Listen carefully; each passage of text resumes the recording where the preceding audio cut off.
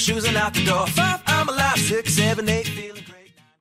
Hello BYWG Tribe, this is Dr. Noah. We wanted to make you aware of our never before featured Product of the Month and Book of the Month for March 2018.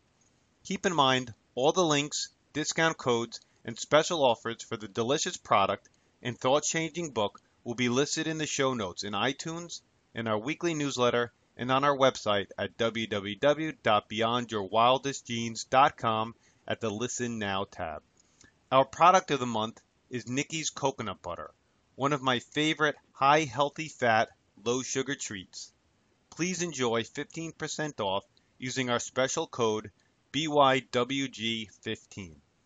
Our book of the month is The Abundance Code, How to Bust the 7 Money Myths for a Rich Life Now by Julie Ann Cairns. You can hear Nikki discussing Nikki's Coconut Butter on the March 5th Beyond Your Wildest Genes podcast release, and Julie discussing her book, The Abundance Code, in the archives on the February 12th, 2018 Beyond Your Wildest Genes podcast release on iTunes and on our newly created YouTube channel. Hello and welcome back to Beyond Your Wildest Genes podcast. My name is Dr. Noah DeCoyer and I'm your co-host. Today I'm very excited to have our guest, Dr. Zach Bush, on. How are you today? Fantastic. So glad to be here. Dr. Bush is one of the few triple board certified physicians in the country with expertise in internal medicine, endocrinology and metabolism, and hospice palliative care. The breakthrough science that Dr. Bush and his colleagues have delivered offer profound new insights into human health and longevity. In 2012, he discovered a family of carbon-based redox molecules made by bacteria. He and his team subsequently demonstrated that this cellular communication network functions to compensate for glyphosate and many other dietary, chemical, and pharmaceutical toxins that disrupt our body's natural defense systems. This science has resulted in a revolutionary class of dietary supplements, including the product Restore. Dr. Bush points to his kids as the driving force behind his passion for change. He is fiercely motivated by a desire to have them experience a much brighter and healthier future.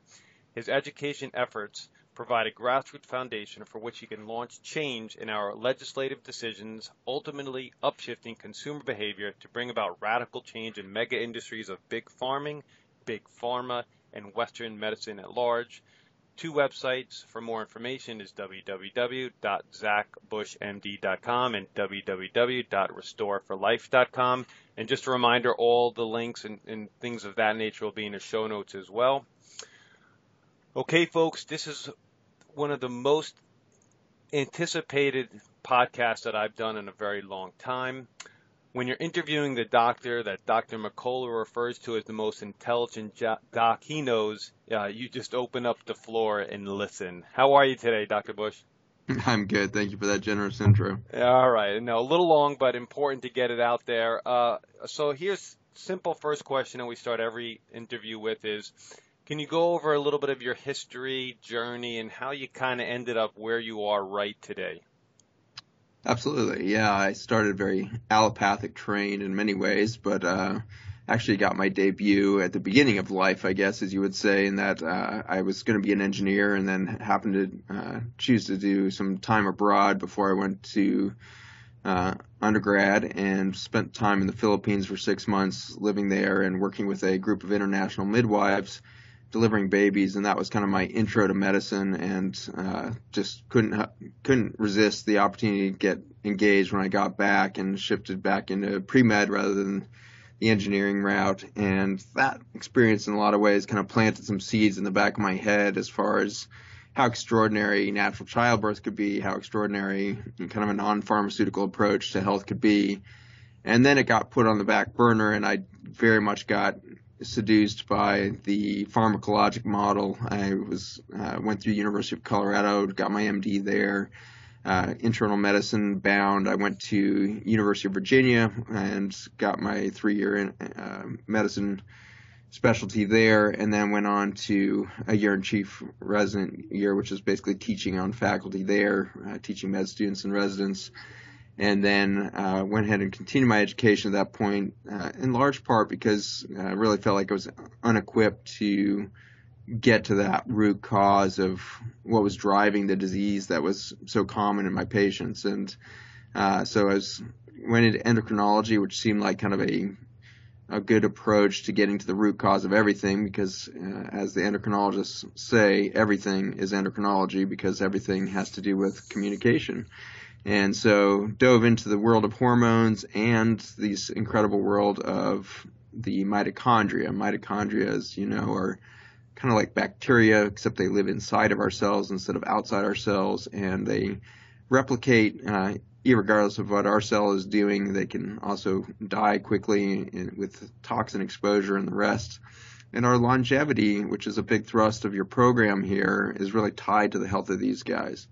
And so in that arena of the mitochondria, I ended up finding a new path for my basic science research, which had previously been interested in mood disorders, mental health, neurologic conditions, and ultimately how the brain could be plastic with its environment. And so that field of neuroplasticity was coming of age. This was the late 90s to the early 2000s, and that was kind of a major interest in mine as how the hormones were changing the way our brains wire throughout life and also in disease situations like major depression or anxiety disorder. So that was my first journey into the basic sciences, and then dove into this world of mitochondria and realized that the endocrinologist would probably have a lot to offer in the world of cancer management. So I started doing some basic science research, which ultimately led to the development of some chemotherapy compounds for metastatic and aggressive tumors involving the pituitary gland, brainstem, etc. And so that was kind of my allopathic journey. The shift happened when my patients started bringing me books on how they could reverse their diabetes with nutrition. And I had trained at the third best endocrine program in the world, and nobody had ever mentioned that you could reverse type 2 diabetes with diet alone.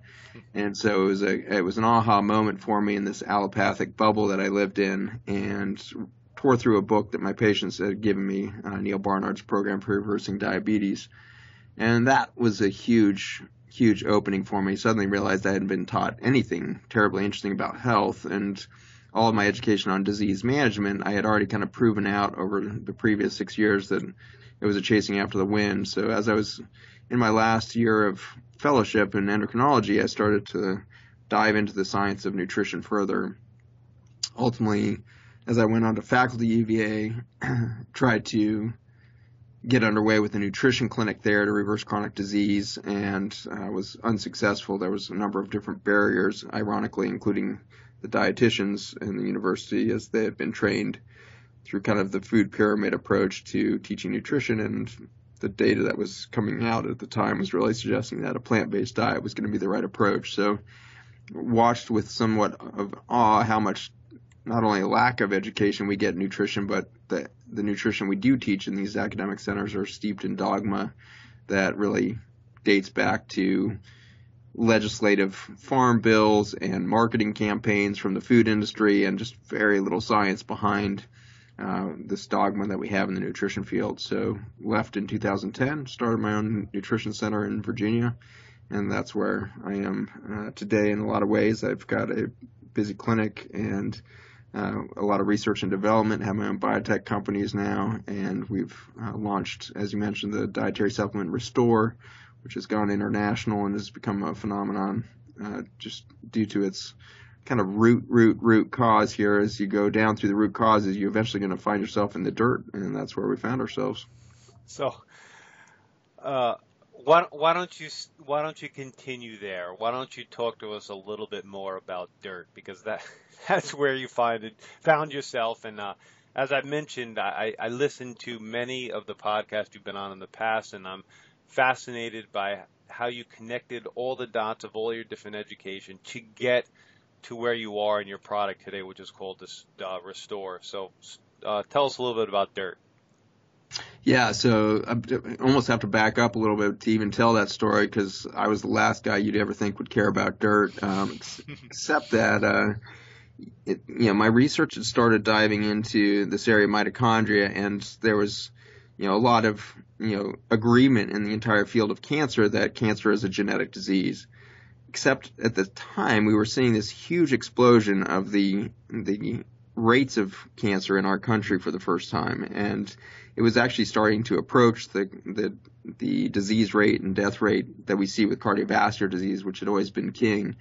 And so there was something afoot that was starting to really question and call into question my training and dogma that I had in the world of cancer. And some of the cracks that were happening in that glass ceiling of the philosophy in the mid-2000s was that there was a number of studies coming out of the University of California, San Francisco, and UCLA, UCSD. All of these universities were starting to publish data around genomics. And I know there's a big thrust of your podcast here is the story of epigenetics. And as we had been able to start to tease out the human genome in the 1990s, we suddenly realized that we're really simple creatures on the genetic level. At least it appeared to be, because at the time we thought that genes kind of ran the show. But humans only have a mere 20,000 genes, which is pretty pathetic compared to what we knew at the time, which was that the flea, the little tiny insect, has a genome of 30,000 genes. So it was really mind-boggling that the human could be 2/3 as complicated as a flea, and only slightly more complicated than a fruit fly, which has 13,000 genes. And so this world of epigenetics started to emerge out of necessity, because it was suddenly clear that one gene does not make one protein, and therefore something much, much bigger must be afoot. And that led to the discovery of epigenetics, which, as most of your listeners probably know, is kind of how genes turn on and off by this methylation pattern that can happen when different environmental exposures happen. So you can turn off a gene or turn on a gene based on your environment. But it was still not answering the question of how a single gene could make over 200 different proteins depending on its environment. And so the genome projects kept expanding, and we were studying more and more on the human genome. We were starting to decode a lot of non-genomic information that was not coding for genes in the human. We were starting to realize, eventually that 99 or 98.5% of the human genome, all of its genetic information in those base pairs, is actually what we call junk DNA. It did not code for a gene. So not only are we super simple with these 20,000 genes, it only accounted for 1.5% of our total DNA. And so this was starting to lead to massive questions as to what is the origin of life? Is the DNA really the secret to everything? All of these major questions, which has to this day stayed pretty quiet in the mainstream media, mostly, I believe, because there's been a huge suppression of any major questions towards this kind of DNA hypothesis and genomic hypothesis that's kind of been the dogma in the cancer realm and beyond.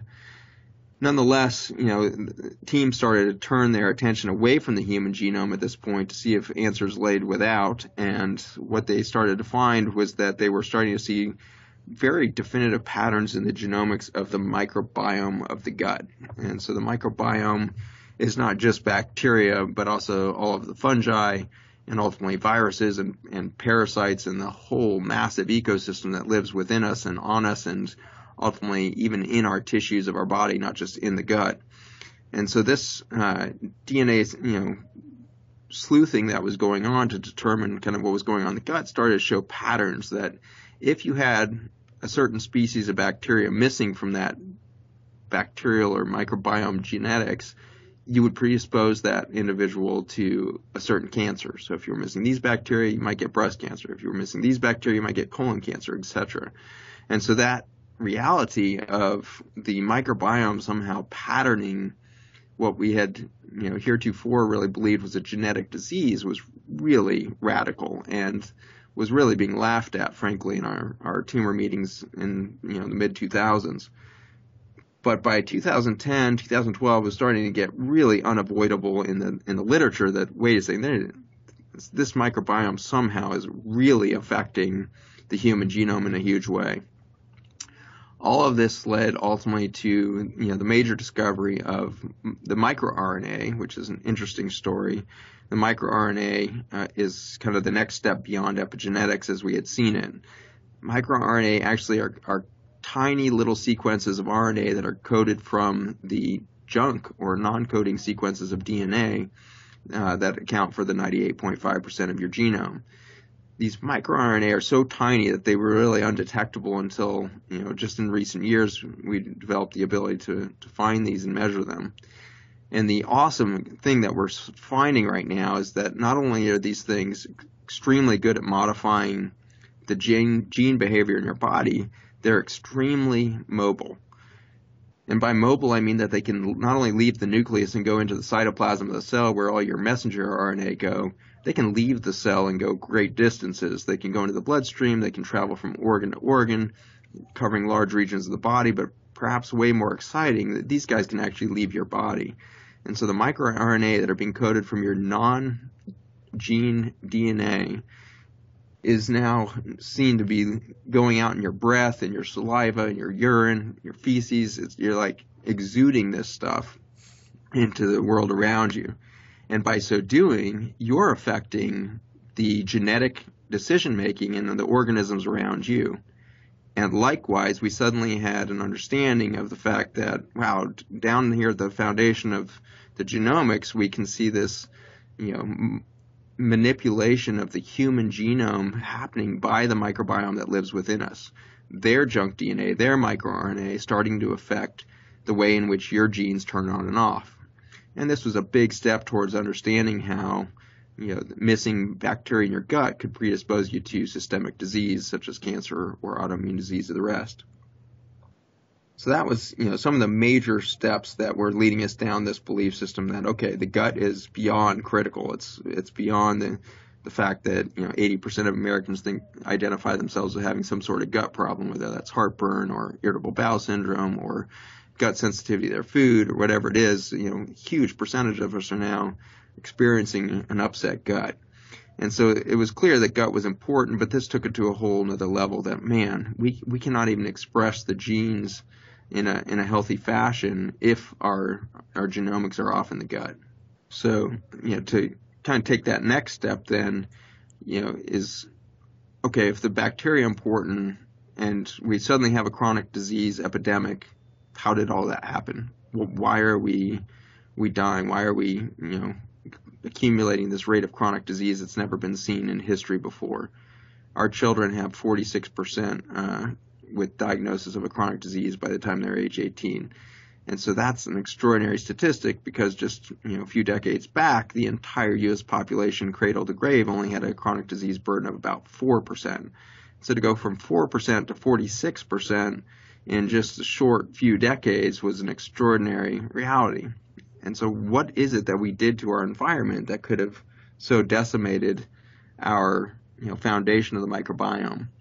And that started to take us down, the study of what are the farming practices currently and what's going there. And it was our chief science officer, a PhD, John Gilday, brilliant man who kind of made the first mental leap to say, I think that we've got Roundup in the mix here. And Roundup is kind of the most ubiquitous weed killer that's been used in American agriculture, and then it became the foundation for the genetic modification of crops so that they would be Roundup ready or be able to tolerate direct spray of this chemical. That chemical started to really take off in the 1990s with the advent of GMO corn and soybean in 1996, going public with that. And then by 2002, 2004, we saw, some 90% plus of our corn in the country being grown GMO and 85% of our soy. I'm sorry, I got that reversed. 85% of our corn and 95% of our soybean all being genetically modified. So with that, we were suddenly able to directly spray our crops with this pesticide herbicide. The interesting thing about this compound, it had never really been patented as a weed killer. Instead, it had been patented multiple times as antibiotic, antiparasite, antifungal, all kinds of compounds that it kills. And that was kind of now putting all the pieces together. What if in the mid-1990s we started to spray all of our food and therefore all of the soils in which our food was grown with a chemical that was blocking the ability of bacteria and fungi to survive. And so we were spraying our crops and soils with an antibiotic.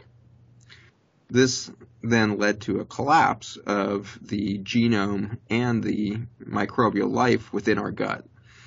And this was a direct consequence of the collapse of the genome and the microbiome in the soil. As the soil was getting drenched with antibiotic and our food was getting drenched by antibiotic, the bacteria in both places, both the soil and our gut, would be decimated, just like any other antibiotic exposure. The difference, though, is that this was an insidious, add of antibiotic through our food that kept growing over the next 15, 20 years. And so it was kind of this insidious process rather than a dramatic, 7-day course of antibiotic. This was a low-grade exposure to antibiotic for years and years and years that grew and grew over time as we grew more and more genetically modified crop, as we more and more saturated the environment with Roundup. So that's kind of ties, I think, answers that question perhaps to how did I get interested in soil. In some ways, it all comes back to genomics, the genomics of the microbiome, both in the soil and your gut, predicting exactly what your genes are doing, what oncogenes or cancer genes are you turning on, which, anti-cancer genes are being turned off and all of that. So what would that scenario look like? Yeah, you basically asked my next question, and I'm going to ask it even though you answered it, and I'm assuming so. What do you believe is one of the prime causes of ill health, decreased immune function, and the destruction of our collective microbiome? I would assume you would say Roundup, or the chemical in Roundup, which is glyphosate, correct? Yeah, glyphosate is definitely one of the major players of the last 20 years for sure. And my confidence has certainly gone up in that as we've continued to study this over the last 7 years in our labs. Arguably, we've done more glyphosate research than any other lab outside of Monsanto, I think. So we've really looked carefully at what are the mechanisms by which this chemical is interacting with the gut lining, and how could that possibly predispose us to all of this disorder and disease. And the answers are pretty profound at the microscopic level. The answers, number one, it's in Monsanto's own patents that this is an antibiotic. It kills bugs, kills plants through the same mechanism of action. But what they don't go on to say is that there's any human targets. In fact, they seem quite adamant in their marketing and in their paperwork to the EPA over the last 35 years is that it doesn't hurt the human directly. It only hurts bacteria, fungi, and plants. I don't know if they've just never studied this, to say that they've never seen toxicity in human cells. In our experience, that would suggest they've actually never looked under a light microscope at human cells that are growing in the presence of tiny amounts of Roundup, because at very tiny amounts, this thing radically changes what cells look like under a microscope. And the main, detection that we're having at this gut is the function of the gut membrane. So this huge gut barrier system that is made up of 1 trillion cells of these microscopic epithelial lining cells of your gut that run from your sinuses all the way down to your rectum. This is your front line of defense to the outside world. You want to keep in mind that the outside world, is got all kinds of chemicals way beyond Roundup here. So I don't want to say that all of our chronic disease is from one chemical. I think there's a perfect storm going on. Right. But what I'm about to describe is that we're really tearing the foundation of protection out of your body by this one chemical, and then everything else I think becomes far more toxic. And so with the active ingredient Roundup being glyphosate, this chemical has this direct ability to break down the Velcro-like tight junctions that bond all of these trillions of cells into your protective gut membrane. Your gut membrane barrier is quite huge. It's notable that it's much larger than your skin, which is your other source of exposure to the outside world, obviously. Your skin has somewhere around 1.5 meters square of surface area, whereas your gut lining has somewhere between 1 to 2 tennis courts in the surface area. And so you have this massive exposure to whatever goes in your mouth, whatever you breathe in, all of this exposure constantly. And it's engineered seemingly very poorly. I tend to over-engineer everything I set out to do, so I miss the eloquence of nature's design. Nature's design here put that huge 2 tennis court surface area down to just half the diameter of a human hair in thickness. It's 1 cell layer deep. And so at half the width of a human hair, that cellophane-like layer that keeps you separated from the outside world needs a backup plan. Because if that membrane starts to get damaged, the outside world's about to come inside. And to manage that, the human was engineered with this 60 to 70% of our entire immune system sitting right behind that thin membrane that separates you from the world. That immune system there makes over 80% of the antibodies that will go on to protect your body from the outside world. The dilemma happens when the membrane starts to really break down at large, not just like a spot weld failing here, a spot weld failing there. Suddenly the whole thing turns into a leaky sieve, and you're getting immune system activation across the whole board. Now suddenly with time, your body starts to lose reference to what's outside and what's inside. Suddenly everything starts to look like it's inside, and you start reacting to everything around you. One of the interesting consequences to this, of course, is the autoimmune diseases. If your body keeps reacting, it's not going to be long before one of your antibody-producing cells, called the B cells, which are driven by the T cells, start to recognize self as the enemy. And I think we do this mentally all the time, right? We're all our own worst enemy, is the old adage. And I believe that's true emotionally and intellectually and all of this. But there's something deeper going afoot now, that we're all becoming physically our worst enemy as we lose this gut barrier system and we start to ramp up chronic inflammatory events throughout the gut, and we increase with every passing week or month that we leak a likelihood of having one of these autoimmune disorders develop. And so it's an extraordinary story of one chemical that's damaging the Velcro between our cells to create this huge leak across this cellophane layer from the outside world, and suddenly we're in an overwhelmed state with our gut lining. So I know this leads to you discovering a set of molecules that essentially helps to, quote unquote, restore this lining. And I absolutely want to get there, but I have a few questions that I want to ask leading up to that. Most of our audience is aware of, the benefits of probiotics, prebiotics, specialized diets, but why are these things simply not enough to get the results that we want in our microbiome, in our health, in our gut health, in our immunity?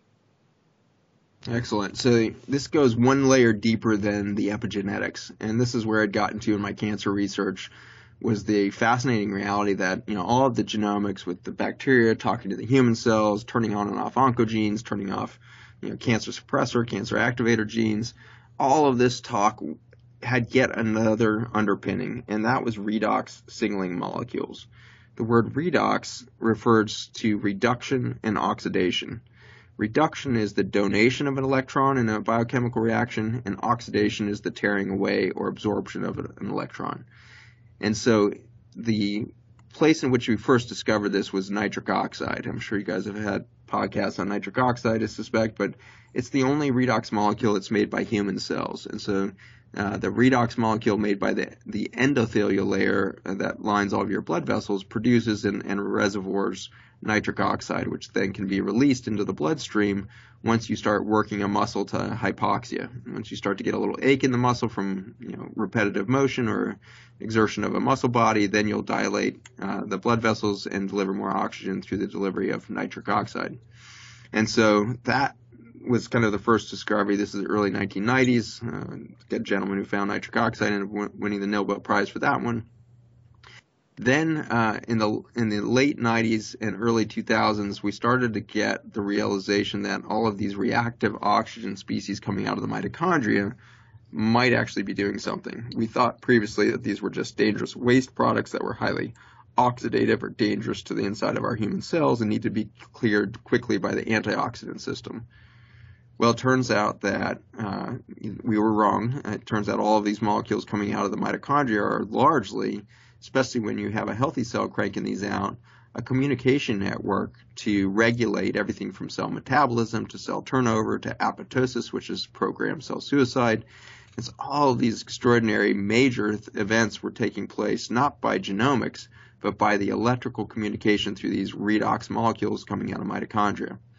And so that was my area of expertise in cancer. With the chemotherapy I was developing, I was able to turn on apoptosis, or programmed cell suicide, with no immune system to address the cancer cells. Instead, the cancer cells, with enough information from a redox signaling environment, would simply turn on apoptosis or suicide and kill itself.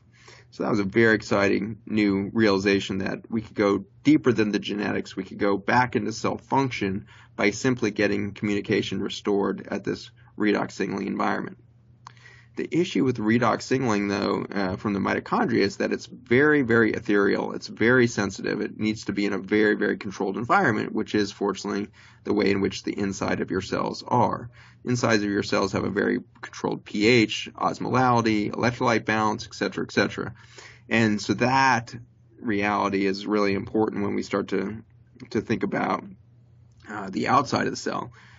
The outside of the cell, with all of these connective pieces, the tight junctions we mentioned earlier that keep a huge membrane like your gut or the lining of your blood vessels all intact, that's not within the cell. And so we had never really pictured redox signaling happening outside the cell.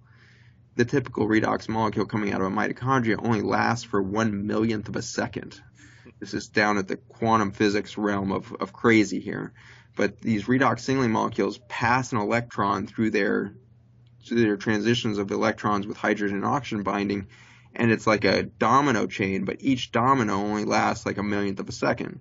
And so that's a very ethereal, signaling system that's very vulnerable to pH change, etc. And so when you go outside of the cell and you no longer have this controlled environment, it was almost impossible for us to visualize something that could do redox signaling or this biochemistry communication outside the cell. And then it was just sheer accident. I don't think anybody is smart enough, whether it was, the Einsteins of the world or before, nobody goes into a paradigm shift in science proactively thinking, I'm going to create a new paradigm and this is how I'm going to do it. Instead, it's always a bumbling, accidental, total chaos, maybe asking the right questions, but usually asking a question that you accidentally get the wrong answer to, and that wrong answer ends up leading to the right question that you should have asked before. And that's what happened to me. And so we were certainly asking all these questions about the gut. How come our patients are not getting better on the healthiest foods in the world? How come they actually look like oftentimes they're getting worse on health food, not better? Like, what's going on at the gut? And so we were diving into soil science for the first time in my experience. And in a white paper, we were flying through it. And on page 40 is this huge molecule that suddenly, it's just one of those moments where all of your training, all of your stuff comes to its moment of purpose. And the three-dimensional structure, this was a two-dimensional drawing, but through repetition in my cancer research, I was seeing this molecule in 3 dimensions, and the three-dimensional structure looked a heck of a lot like this redox signaling capacity that's needed down at the biochemistry level when you're dealing with cancer cells. And so to see this in soil was extraordinary, but the most goosebump moment is that on the back of this three-dimensional cluster of oxygen and hydrogens is a huge carbon backbone. And that suddenly was lights kind of going on of like, oh my gosh, what if there was a stable redox molecule that could live outside of the human cell? What would that do? Wouldn't that be an extraordinary boon for this extracellular environment and ultimately signaling from the outside world into your mitochondria, into your nucleus and your genomics and all of that? And so that was the aha moment. When we later found out that those molecules were being made not only in abundance but in huge diversity by bacteria and fungi, it was kind of the moment of crystallization. It turns out that bacteria and fungi, especially the bacteria being single-celled organisms, they do not have mitochondria in them. And so without mitochondria, it would be impossible for them to make the typical oxygen-based redox signaling stuff that we kind of think of in the human biology. And they are constantly having to communicate outside of themselves. As a singular cellular organism, there was no intracellular communication. It's all extracellular. And so it made sense that if these guys were going to have a redox pathway to exchange electrical charge between species and beyond, they were going to have big old carbon backbone to keep that thing stable. So that was the discovery. As we started to kind of go down the avenue of trying to figure out, well, does one bacterial species need this or make this, or is it everybody? It increasingly became clear that the entire microbiome is making some niche within this huge communication network of these carbon molecules. We now call these carbon snowflakes in the lab because everybody's kind of familiar with the fact that, oftentimes each snowflake falling on your hand is going to have a different crystal structure to it. And that's very much like these, each species making their own subset of 10 or 15 variants of these carbon-based molecules that have the potential to release hydrogen and absorb hydrogen to give this kind of redox potential too. So I think that where we stand there is, I can give you a little bit more background on some of the steps we went from there. The next steps were to figure out where we were going to get this in abundance. We needed a large amount of this carbon material, and ideally from the most abundant bacterial source possible.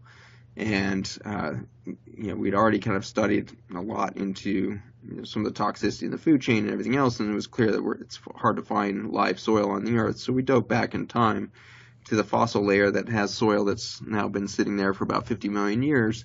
And in that layer where we see these very, very thick layers of fossil soil that came from what looks to have been topsoil levels that were far deeper than anything we've got on Earth today, we started extracting these carbon-based molecules.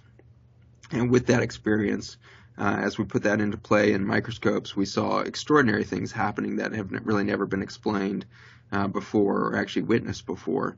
And a lot of this came down to communication, not just between the bacteria and fungi, but actually this incredible direct talk to the mitochondria within the human cells, modifying their metabolism, modifying their redox signaling potential, etc., as well as reducing stress within the healthy human cells by removing some of the most kind of oxidative or damaging hydroxyl free radicals from the body and others.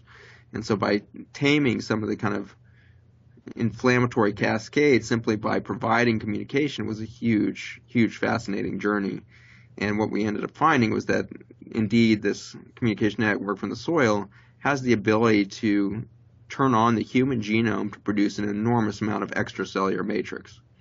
And in an era where we have chemicals steeping our food that are destroying that extracellular matrix, those tight junctions and beyond, this becomes a huge critical missing ingredient in this human health and foundation for longevity. So let me just summarize, and then you could fill in the pieces. So what you created through essentially this ancient dirt or soil is what you call restore, and restore sets up or renews or refurbishes the communication network in your microbiome, so your microbiome can then thrive again and function the way it was intended. Is that fair? That is good, yeah. I mean, this is very much like wireless communication networks is a good way to picture redox signaling molecules. So we're talking about cells, but let's shift for a moment to your cell phone. Your cell phone has a computer in there that receives and transmits information all the time. And it has the potential to connect you to any human on the planet at any time that has another cell phone. And so this is an extraordinarily powerful communication tool. However, if you're more than 7 miles away from the nearest cell tower, that thing is rendered useless as a communication tool. And nothing is broken in that phone. The same receiver, the same transmitter's there, it's sending out the same signal. The only difference is it's lacking this extracellular communication network, which is the wireless phenomenon that we have around us. It's exactly the same phenomenon of these redox signaling molecules outside the cells. The cells are trying to talk across large distances all the time. This is the communication, wireless communication, that puts that into motion. And more importantly, perhaps, or equally as important at least, we see that with the support of the tight junctions and the gap junctions, which look like fiber optic cables running between our cells, the support of that from Restore is perhaps even more profound in that it's now supporting not just the extracellular environment of redox signaling, it's now supporting the direct communication of intracellular or mitochondrial sourced redox signaling as it shoots through these fiber optic cables from one cell to an adjacent cell to ultimately to a whole string of parallel cells that are communicating across distances. So Dr. Butch, let's just go a little bit, I guess practical would be the word, to any level you're comfortable with. What are you seeing clinically or how are people clinically benefiting from Restore? Sure. Yeah, it's notable that this is probably the most FDA compliant compound on the planet. The FDA, as you know, regulates the claims that are made by dietary supplements, and so all dietary supplements are not allowed to claim that they diagnose, treat, change the course, or help prognose any disease or disorder out there. And that's exactly why Restore is so profound, is it actually doesn't do any of those things at all. It actually is just like the wireless. The wireless tower is never initiating a message. You never get a phone call or a text message from the wireless tower near you. You're getting it from somebody else's phone, some other cell distant, that's now transacting that communication through the wireless network. In the same way, Restore is simply there in a passive fashion to absorb and transmit the signals from one cell to other distant territories. And so with that pattern going, you've got a really benign environment or benign therapy, in that you've got this extraordinary situation where if you could just put a secure wireless network across the whole globe that no cell phone ever dropped, you would get perfect communication. Of course, all of us experience frequent drops in our cell phone coverage and everything else because we go around a corner or we get a little more distance. That, I believe, is starting to happen with increased frequency in the human body. The human body is dropping these signals out as from one cell to the next as these chemicals move in that are breaking the extracellular matrix. And so breaking tight junctions, gap junctions falling apart. We now are losing that cell-to-cell communication. And as the bacteria and fungi die out, we're losing this extracellular reporting system or communication network that we would expect to be made from our own microbiome. And so the results in the clinic are very apropos to that description. What would you expect to see if suddenly all of your cells started communicating? Well, that's going to depend on exactly kind of what health level you're in. At optimal health, where you're just clicking along and you've got kind of the normal changes of aging but nothing else going on, it's going to be relatively subtle. And the main difference is going to be that the aging process from one day to the next might be slower. You're literally just changing that natural decay and communication that leads to the aging process. If you shift that by just boosting the wireless signal, now you're just waiting for the messages to come across, and the body's going to start catching any decline much quicker and more thoroughly to replace, to exchange, to repair, to turn over the cells. All of that's being done by your own body's natural mechanisms, not by Restore. Restore just happened to get the word out or get the word to the cell that needed to make the change. So what we see in clinic is a steady youthification, if you will. All of us age chronologically at the same rate, but biologically you've witnessed, whether you're a doctor or not, an enormous difference in the rate at which people age. I'm sure you guys have met 80 and 90-year-olds that look like they're 60. Right. I'm sure you've met 40-year-olds that look like they're 60. And so we can age faster, we can age slower based on our biology.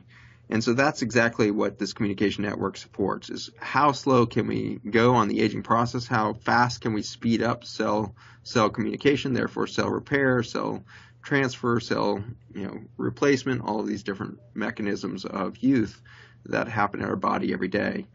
And so it's an exciting thing when you see healthy people getting healthier over time, healthy people not only plateauing their previous decline, but now actually setting goals and targets for becoming stronger, faster, smarter every year rather than expecting decline.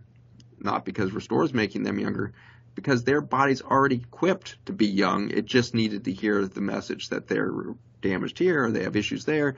They needed to be able to respond to that. My hospice experience is pretty interesting. I've got a lot of patients that make it over 100 years old. And when you're looking at a 100, 105-year-old patient, you have huge respect for the human journey. They have incredible stories and amazing spirits in those bodies. But the profound thing is when you see somebody like that and you start to think about their cell biology, every single organ in one of my patients who's dying at 105, all of those organs, the pancreas, the liver, the kidneys, the brain, all full of stem cells ready to replace any damaged tissue. So the fact that we're even capable of dying of quote-unquote old age is indicative of just how bad this communication can break down, that we have all the machinery sitting there to repair and replace, and it's not mobilizing, and so we just start aging because we're not turning on our mechanisms of youth, we're not turning on our machinery for repair, and we start to plateau and decline and decline. And we put that communication network back into place, and you're going to see a shift. You're going to see that shift happen. For some people, it's within minutes. We've had many elderly patients and kids shift, their verbal scores and their cognitive function and everything else within minutes as the wireless network goes back up. Again, it's not treating a darn thing. Your body was just simply equipped to be younger. It just needed to know that it needed to mount this response. And in the Restore product, it's a liquid. It's nearly a tasteless liquid. Something that I just bought and been using for about 2 weeks. You have a nasal spray as well to support the nasal microbiome. Are you at liberty to? Are there any other new products on the way other than these two main core products? These are our core products right now. We have products coming out for the pet line. LumaPet is the product for pets. It turns out pets have a much higher amount of Roundup in their feed than humans do, and so they've been hammered with all kinds of dysfunction and disorders. Their food has declined faster than ours. So we have a whole line of dietary supplements to help support their gut and vascular trees and everything else. We've got a line that's coming out in the coming year through Canada first and then the U.S., but we've actually gotten approval from the FDA, or the version of the FDA in Canada there, to move into large-scale clinical trials for the beef industry, and then moving into the poultry and pork to try to improve the health of these animals, to try to decrease the amount of stress that's being passed from those animals into our own bodies when we consume stressed out meat. That affects our microRNA. It turns on stress in our bodies. And so we think there's a lot of indirect methods for hitting the human by now, moving products to improve the health and reduce the stress of these animals as they're in the food chain. And so we have a lot of excitement about that. Back on the human side, we've got a line of detox effort that we're working on for the coming year. So lots more to come on the mitochondria and beyond. I've also heard of a rumor of a potential book. Is that also a possibility? Mm-hmm. Yeah, the book is always that possibility that kind of lingers out there. Anybody who's ever written a book knows how that project can loom into the future, into this gray zone. But success is its own enemy to book writing, I think. So I'm spending so much time running around the country teaching that I can hardly have time to stop and actually type something. But the book will be coming out this year is the expectation, and we look forward to sharing that with your audience. Yeah, well, once it does come out, I can reach out to your team and you'll hop back on for sure. I would love to.